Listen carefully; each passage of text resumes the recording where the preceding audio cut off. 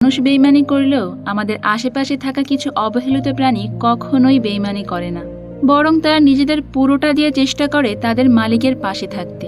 ঠিক এমনইভাবে পালমা নামের একটা অবুঝ কুকুর সারা জীবন তার মালিকের পাশে থাকতে চেয়েছিল, কিন্তু সেই মালিক তার স্বার্থের আশায় কুকুরটাকে ফেলে রেখে যায় একটা এয়ারপোর্টে। তবে মালিক বেইমানি করলেও কুকুরটা তার মালিকের সাথে বেইমানি করতে পারে না, তাই সে তার মালিকের আশায় বছরের পর বছর পড়ে থাকে সেই এয়ারপোর্টে। এরপর তার সাথে অনেক কিছু ঘটলেও সে কখনোই তার মালিকের ফেরার আশা ছাড়ে না। বলছিলাম 2021 সালে মুক্তি পাওয়া সত্য ঘটনার উপর নির্মিত রাশিয়ান হার্ট টাচিং মুভি আর ডগ নেমড পালমার কথা। মুভিটা দেখতে গিয়ে নিজের অজান্তেই যে কখন আমার চোখে পানি চলে এসেছে তা আমি একেবারেই বুঝতে পারিনি।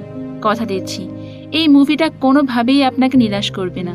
তো চলুন ঘুরে আসি এক অবুঝ প্রাণীর ভালোবাসার গল্প থেকে।